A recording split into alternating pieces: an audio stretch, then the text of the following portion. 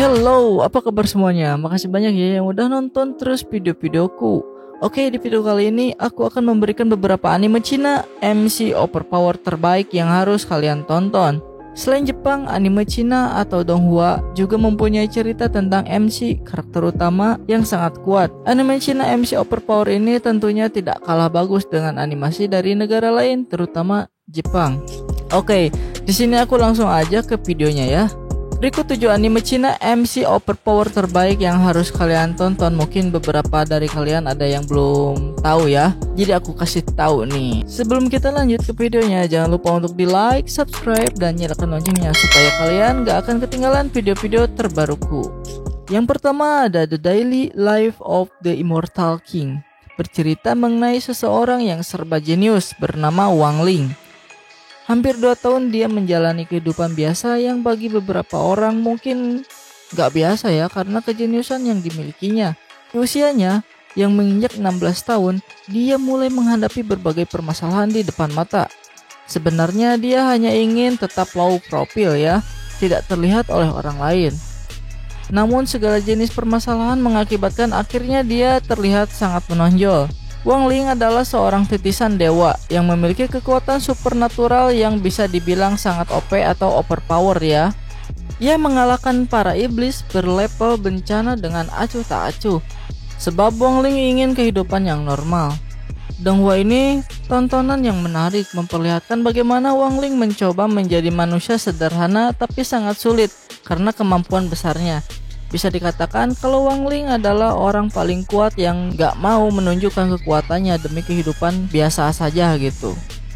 Yang kedua ada Hitori no Shita The Outcast. Hitori no Shita The Outcast ini rilis 2016 ya. Menceritakan mengenai kisah seseorang anak yang mana dia sedang menghadapi sebuah kondisi yang bahaya, yaitu dia sedang diserang oleh zombie di sebuah kuburan, dan dari sana dia juga sempat menyelamatkan seorang gadis dengan cara melemparkan sebuah pisau kepada musuh-musuhnya. Akhirnya dia merasa lega karena semua kesulitan tersebut sudah hilang. Lalu dia juga bertemu gadis yang ia tolong itu di sebuah universitas. Semenjak saat itu mereka mulai kenal satu sama lain. Tetapi ada orang-orang yang memiliki sebuah kekuatan khusus yang menyerang mereka secara satu persatu. Dan akhirnya mereka pun terlibat pertarungan di sana. Anime atau Donghua ini buat aku penasaran tentang seberapa kuat karakter utamanya. Sebab si Zhang Chulan hanya menunjukkan sebagian saja kemampuan miliknya.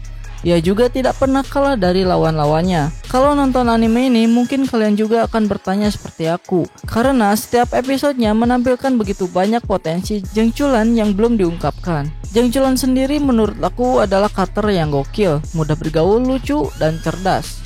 Yang ketiga ada Quanzi Pasi, menceritakan tentang seorang anak laki-laki berasal dari keluarga tidak terkemuka dan miskin bernama Mofan yang masuk sekolah sihir SMA elit. Untuk masuk keluarga elit itu, keluarga Mofan sampai mengorbankan rumahnya. Mofan bercita-cita menjadi penyihir terkenal yang memiliki banyak uang untuk keluarganya. Cerita diawali di saat Mofan tertidur di sebuah bukit. Saat ia terbangun, Mofan seperti berpindah dimensi dari dunia tanpa sihir ke dunia sihir. Menarik juga sih. Awal bersekolah di SMA elit, Mofan dihujat oleh teman kelasnya, bahkan direndahkan. Mofan pun hanya bersabar, dan di saat penentuan elemen sihir atau dalam animasinya disebut awaken ya, Mofan berhasil mendapatkan 2 elemen yang dibilang sangat jarang didapat, yaitu api dan petir. Awalnya teman-temannya hanya mengetahui bahwa Mofan hanya memiliki elemen api. Sebegitu baliknya, Mofan berusaha untuk menyembunyikan elemen petirnya. Ketika menontonnya, kita akan diperlihatkan bagaimana kemampuannya itu mengalahkan para binatang buas, komplotan jahat, sembari menghancurkan orang-orang yang menghina keluarganya. Kenapa dengan keluarganya? Silakan aja ditonton ya. Yang keempat ada Mo Dao Jushi. Sebagai penemu sekte iblis, Wei Wuxian menjelajahi dunia dengan sembrono sehingga dibenci jutaan orang karena kekacauan yang diperbuatnya. Pada akhirnya dia dihianati oleh Shidi tersayangnya dan dibunuh oleh klan-klan kuat yang menghimpun kekuatan untuk menggulingkannya. Dia berinkarnasi ke tubuh orang gila yang diusir dari klannya. Kemudian dengan tak rela diboyong oleh seorang kultivator terkenal dari klan terkemuka bernama Lang Wangji, musuh bebuyutannya. Disinilah awal mula perjalanan menegangkan sekaligus kocak dari memburu monster, memecahkan misteri, dan membesarkan anak. Bermula dari sikap saling menggoda mereka di sepanjang perjalanan, Wei Wuxian perlahan menyadari bahwa Lan Wangji, meskipun terlihat angkuh dengan wajah kakunya, ternyata menyimpan perasaan lebih dalam pada Wei Wuxian, lebih dari kelihatannya gitu. Oke, jika kalian penasaran, ditonton aja. Yang kelima ada The King Avatar. Donghua ini berfokus pada e-sport, sebuah game online multiplayer Glory. Yeshu atau Yang mempunyai kemampuan pengetahuan yang luas, bahkan ia sudah dianggap sebagai buku panduan permainan tersebut. Tapi ia dikeluarkan oleh mantan timnya karena sebuah konflik. Meski begitu, Yeshu kembali ke arena profesional dan itu akan membuktikan legend sebenarnya. Anjay. Anime ini hampir sama dengan Bofuri, namun bedanya Yeshu sudah OP sejak awal, dan setelah dikeluarkan, ia memulai lagi permainan itu dan membuktikan kemampuan besarnya. Begitu. Yang keenam ada Tales of Demon and God. Tales of Demon and God menceritakan tentang seseorang bernama Nili yang terlahir kembali menjadi bocah berusia 13 tahun setelah mati di tangan makhluk jahat. Meski di dalam kelas, Nili merupakan murid yang paling payah dan hanya mempunyai Red Soul yang merupakan soul yang paling lemah, tetapi ia mempunyai banyak pengetahuan di kehidupan sebelumnya yang mampu membuat dia bisa berbicara lebih dibandingkan teman-teman yang lain. Karakter utama dari Tales of Demon and God sangat OP. Pada dasarnya dia adalah dewa. Bagi penggemar kultivasi Shinsha Donghua ini, Tales of Demon and God seharusnya menjadi salah satu serial yang wajib kalian miliki sebagai judul pengantar genre tersebut. Ini menarik dan memuaskan, yaitu dari segi cerita karena animasinya cukup membuat ya sudahlah gitu ya, ditonton aja kalau penasaran gitu. Yang terakhir ada Hero Return.